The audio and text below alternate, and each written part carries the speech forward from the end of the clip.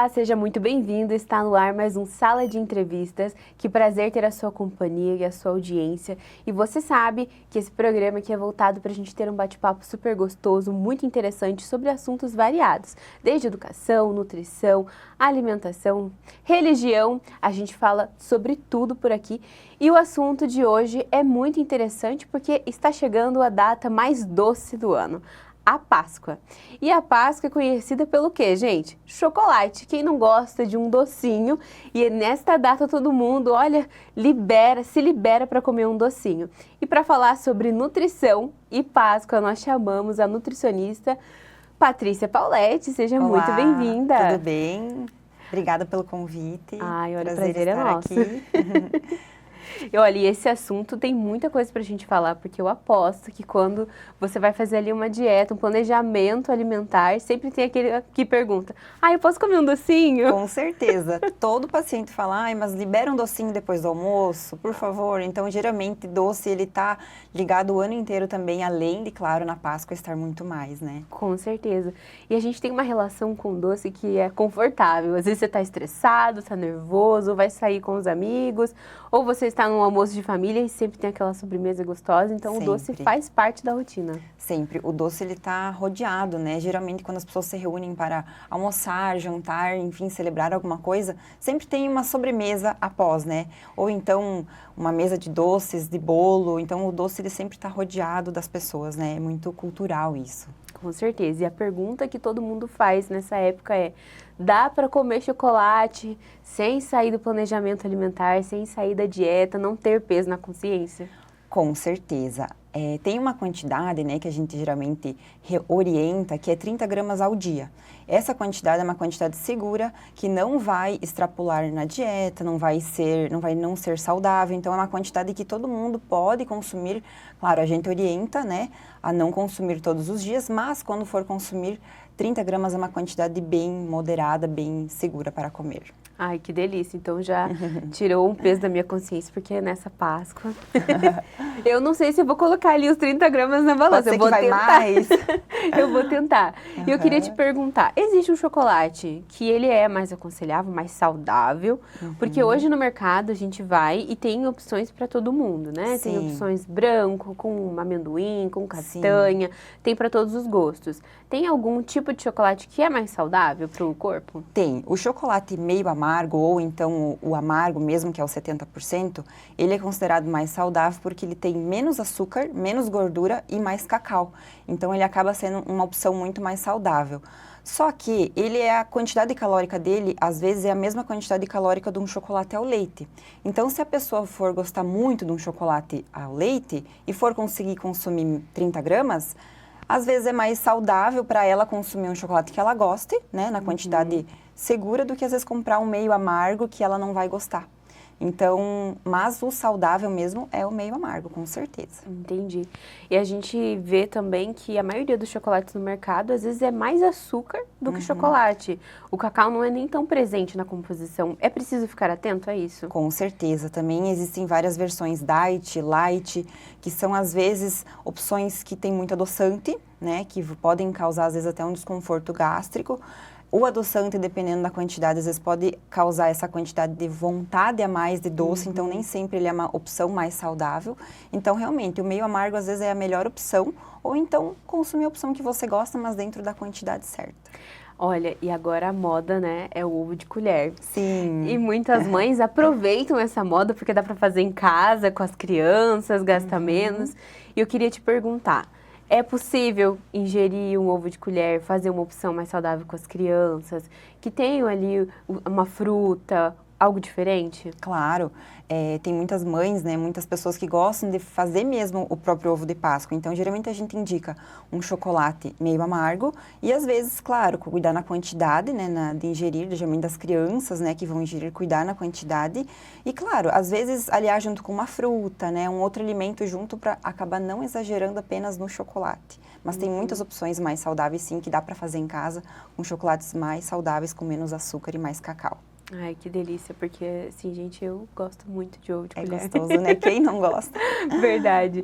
E Aham. você falou algo interessante com as crianças, né, sobre as crianças, porque a Páscoa, ela é uma data comercial que é voltada para as crianças.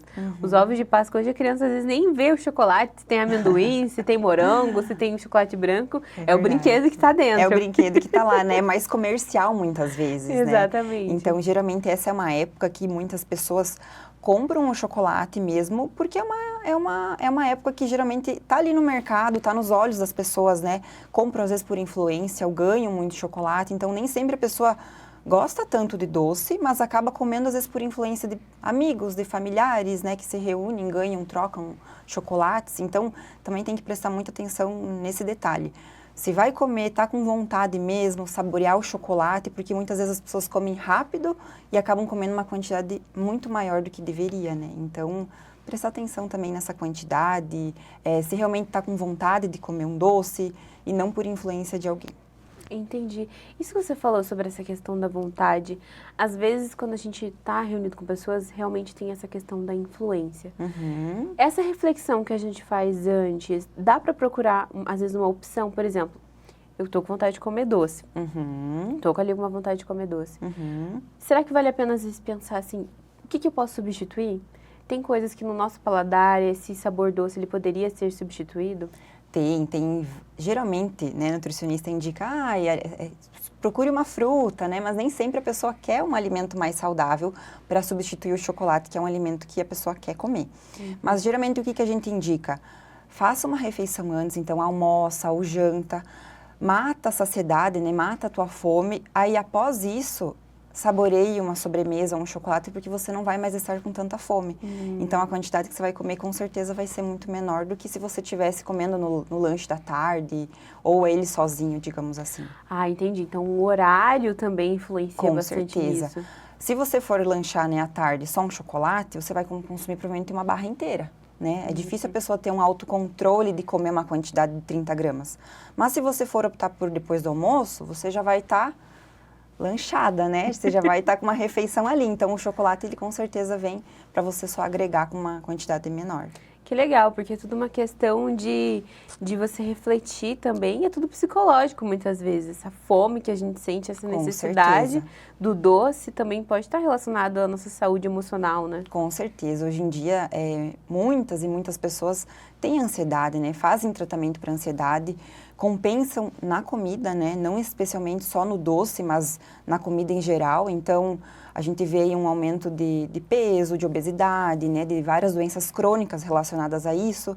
Então, a ansiedade com certeza está ligada, né? No aumento da ingestão de calorias, de alimentos mais gordurosos, porque nem sempre as pessoas vão querer comer uma alimentação saudável em exagero. Vai querer geralmente pedir uma pizza, um hambúrguer, né? Fazer um pedido aí de um lanche que às vezes não tem necessidade alguma, não vai nutrir em nada, mas porque está ansiosa. Então, o momento é realmente de refletir, né? Se a pessoa precisa, está com fome, às vezes fazer uma outra atividade, né? Fazer uma atividade que você consiga se distrair, ter um hobby, ler um livro, fazer uma caminhada, para depois você realmente estar com fome, estar com vontade, vale a pena. Então, tem muitas questões que tem que analisar, né? Antes de se alimentar, assim, descompensadamente. Com certeza, até porque a nossa alimentação, ela é 100% antes pensada. A gente já vai pensando, o que eu vou comer hoje, né? Exato. Ninguém chega ali, senta na mesa e pega a primeira coisa. Às vezes já vai programando a refeição.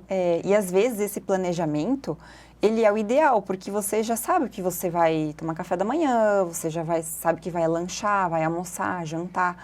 Então, se você consegue se programar, né, durante a semana, ir no mercado, preparar algumas refeições, fica muito mais fácil de você comer saudável e você tem menos chances de comer qualquer coisa, né, de comer qualquer alimento ou então, às vezes, exagerar nos doces. Muito interessante. E eu queria te perguntar também quais os impactos negativos, não só dessa alimentação, né, totalmente descompensada, desequilibrada, mas também do chocolate na saúde. Porque o docinho, o açúcar sempre está presente e o chocolate é um dos doces mais consumidos. A longo prazo, né, quem consome muito doce, com certeza às vezes está mais facilmente adquirir uma diabetes, obesidade, né, algumas doenças crônicas. Então, assim, tem que tomar cuidado. Por isso que a gente, né, geralmente orienta a comer com moderação, porque existem sim vários riscos em quem come descompensadamente, né, doces em geral e outros alimentos. Então existem sim vários riscos à saúde. Então, claro, moderação é a palavra-chave para não acontecer nada com a saúde. Em relação às crianças, isso também é mais grave, porque eu vejo que chega na época de Páscoa, datas comemorativas, pode dar para ele, deixa ele comer o tanto que quiser. Às vezes os familiares presenteiam com caixa de bombons, barra de chocolate, ovos de Páscoa. E alguns pais não têm esse controle, né, do que as crianças comem, porque passam um feriado viajando na casa de algum parente, mas traz consequências também para a saúde da criança? Claro, com certeza. O ruim, né, dessa época, às vezes as crianças comerem demais e às vezes, claro, os pais não conseguem controlar porque as crianças ganham dos amigos, dos tios, dos padrinhos, né, dos próprios avós. Então, geralmente a casa é rodeada de chocolate e às vezes eles mesmos, os pais compram, né? Então, geralmente o que a gente orienta? Os pais tomar cuidado com essas quantidades que a criança vai consumir, porque como o adulto tem riscos de saúde, a criança também tem. Então, o ganho de peso na infância também é muito perigoso. A diabetes também é muito perigosa a longo prazo. Então, às vezes a casa fica ali 1 mês, 2 meses com muito doce. Todo dia aquele consumo excessivo, com certeza, é um risco maior para a saúde, né? Então, tem que tomar cuidado. Eu sempre oriento aos pais cuidar nessa época também, moderar, né? Comer com moderação e, claro, prestar atenção se a criança não está comendo, às vezes, escondido, né? Em quantidades muito grandes. Então, às vezes, limitar, esconder esses doces. E tem sintomas, porque eu vejo que os pais falam assim, não dá muito açúcar que ele vai ficar elétrico. Sim. Mas a criança ficar elétrica é uma coisa, de repente já tem sintomas, eu tô com dor de barriga, eu tô passando mal. Tem sintomas de exagero, né? Exagero em qualquer alimento, não só com o doce, vai fazer mal, né?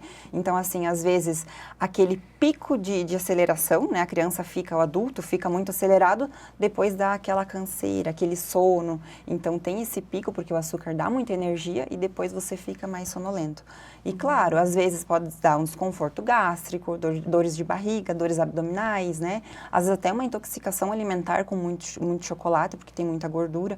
Então, tem que tomar cuidado com isso também. Olha, fica de olho, já percebeu que tá com dor de barriga, já dá uma maneirada.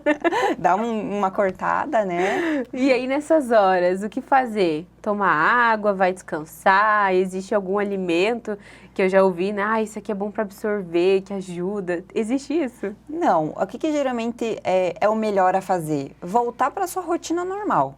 Então, no dia da Páscoa ali exagerou no doce, no outro dia volta à sua rotina normal.